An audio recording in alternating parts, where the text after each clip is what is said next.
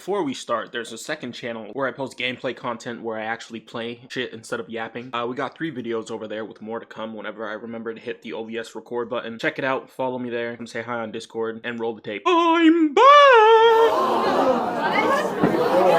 You need to leave! Ow! Who threw that? Yo, fuck you, come up here, Nick, swear to fuck. The Blizzard devs have been cooking, and I've been severely slacking on Overwatch news, mostly because I've been playing Pokemon Ultra Sun, and being unemployed because the last job interview I went to required me to speak Spanish. I don't know why I needed to speak Spanish to work at a grocery store in America. Maybe it's because the other day I saw an old woman buying an entire cart full of beans. Real shit, no racist shit. This woman pulled up behind me and I let her go in front, but that was before I saw her hauling an entire truckload of beans in her cart. There was nothing else in there, just beans. I wish I was making this shit up. I'm dead serious. So I watch her painfully put in one at a time on the conveyor belt, and about 5 cans in, my shock wears off and I ask her whether she needs help, and she's like, "Yes, God bless you." And we put the beans on the belt. $105 worth of Goyo was purchased on that day before my very eyes. I feel like I just witnessed the woman that the first grade math problems are always talking about. I also saw 2 trans people at the store today buying white Monster Energy. A whole case. Remember kids, stereotypes exist for a reason. Anyways, that was funny. Now let's talk about Overwatch. As I said before, the Blizzard devs have been cooking. And in today's video, I'm giving y'all a 2-for-1 special, mostly to make up for how late this video is. Doing the season trailer review like normal. We're also going to be talking about 5 more skins that make my blood pressure go up whenever I see them. First, we've got to talk about Stadium, and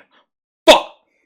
Shit! We were this close. Imagine how fun this would have been without Moira. But for real, if I had my way, Diva would have been replaced with Doom because he's sexier. Ashe would have been swapped with Venture because screw Ashe. Also, where the hell is Tracer? Isn't she the poster character of this game? Oh, but we got Kiriko here, thank God. What would we do without her, am I right? The third person mode is a W. Honestly, I've wanted a third person mode in this game for a while. It doesn't make sense to spend money on a skin that you're only going to be able to see in highlight intros, which is why I never do that. I won't be changing that now, but the sentiment is greatly appreciated. We've already seen Freya, she's cool. Although it was a missed opportunity for her to not be playable in Stadium. Apparently she'll be joining during the mid-season patch, so never mind. From when I played her back in the beta, she seemed somewhat weak in terms of utility, but had great kill power. I do think we need more poke characters that don't take your head off simply by looking at you, so Freya is a nice addition. Competitive hero bans are finally here. We've been begging for this shit for the longest time. This shit should have rolled out with Mauga. Imagine if you could just ban him. Then maybe the season wouldn't have sucked so hard. And I'm just gonna say what everyone's thinking. Yes, we will be banning Moira every game. Yes, we will be banning Widow and Sigma on Circuit Royale. And we will be banning Sim on Lee Jane Tower every game. And if someone on my team locks Mercy while I'm on Lucio, they get hit with the ban too. This is basically 9/11 for one-trick ponies, and I'm all here for it. And now if we could just get the devs to stop holding on to 5v5 like a pitiful child grasping a teddy bear, we might be able to reclaim the title of best hero shooter. Next season's theme is Doki Watch, and the girlies are getting a bunch of skins again. Do girls just have bottomless credit cards or something? See, this is why the wage gap exists. It's not because y'all get paid less, it's because 30% of your money goes to Mercy skins. Shout out to Blizzard for actually giving the Asian themed skins some Asian characters instead of the white women. I know that took some restraint. This season's theme looks dope, but I'm gonna have to play every game with a blue light filter on whenever a Juno is in my lobby. Freya is getting a legendary in her origin season. Must be fucking nice. We also have a new cash grab mythic color scheme, but I won't flame them too hard for it because we are getting actual content this season. Mercy's getting a mythic weapon because of course, and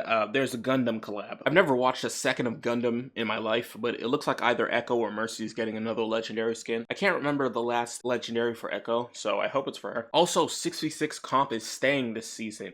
Thank God. The Overwatch devs have said that the ratio of people choosing 5v5 to 6v6 is 3-1, but I propose an experiment. How about we take 6v6 playlists and swap it with the normal one? Nothing about the gameplay will change, just swap where they are on the screen. I know for a fact that there are a large portion of players who just click 5v5 because it's the first option on the screen, and I'd like to see whether these people actually prefer it or don't care. If the case is that people like 6v6 open queue more, this would do 2 things. Shorten everybody's queue times, and just make the game more fun in general as you swap to whatever role is required. Okay, so I'm writing this real quick after 5 games of Stadium, and holy shit, I feel like I'm playing Overwatch 3. The mode is deadass so much fun. Every character gets a chance to shine, even Moira. Yup, they somehow made Moira fun. I'm actually enjoying myself here. Playing tank doesn't feel like an assignment. You feel like Godzilla, like a damn raid boss. Like when you hit the start button on a game of Smash and you forgot there were items on, and Rathalos shows up and starts throwing a tantrum. That's how playing tank feels. One small caveat, you are forced into a ranked setting whether you want to be or not, and you don't get any comp points. This might seem a little greedy, a tad bit gluttonous even, but if we're going to be forced into a ranked setting, I think we should be getting comp points for it. This mode is so fun that grinding and getting a new weapon skin will be the cherry on top. Okay, I'm done doing tricks on Aaron Keller's BWC. Back to our regularly scheduled complaining. Great season, brand new game mode. Surely Blizzard locked in for the skins, right? I'm about to nut that. Why the hell does this Venture skin look like that one Joker costume from Smash? Like, I think it's themed after a Akechi, the one that looks like a femboy. This skin ain't even on the list. It's just an honorable mention. Number 1, Alari's Demon Band skin. I know what they were going for, but holy shit, pastel colors and red skin do not mix. I like the weapon though. Blizzard! Copy paladins and let us swap weapons between skins, and my life is yours. I'm not kidding, Mr. Keller. If you make this happen, I got my channel monetization coming back on May 27th. Maybe I open up a lemonade stand. I'll buy 2 whole Mercy skins. Mark my words. Clip this, chat. Clip this. If the devs let us swap weapons between skins, I will buy 2 whole Mercy skins and use them for 10 games each. Like and sub if you want me to join the Mercy Mafia. But what was I saying? Oh yeah, new Alari skin. Me no likey. Number 2, the Freak Hazard skin.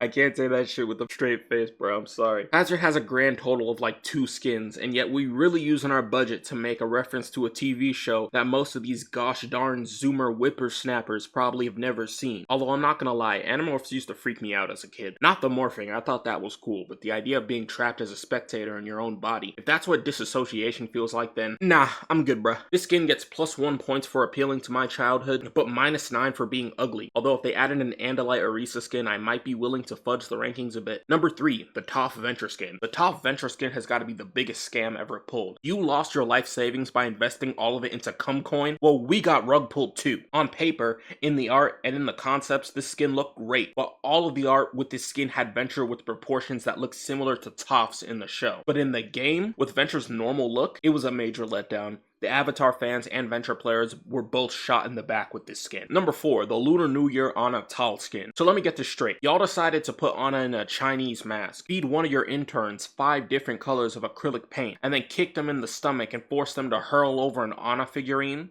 No? Cause that's what it looks like. Number 5. Hinatori Kiriko. I'm sorry, but I've never seen this skin used before. I think it might be because it was released so close to Kiriko getting her mythic, but even still, it's a Kiriko skin? How the hell do you fail a Kiriko skin? Why is she so white? No hate to my Yakubian homies out here, but goddamn. Also, why does she have the hairline of a 40-year-old man? Also, I've never seen the K200 or K2000 Blade Master skin used, which is actually a shame because it's definitely one of her best skins in my opinion. Okay, that's it for now. I have more skins to talk about, but that's going to be saved for a future video. So like the video to give me an ego boost. And in conclusion, Overwatch 2 is now playable. Have fun. And yeah, that's it. See ya. This a 2G Glock. On the phone finna catch this 2G pop. I'm on tour pouring up every pit stop. Nigga reach for this chain, get his shit pop.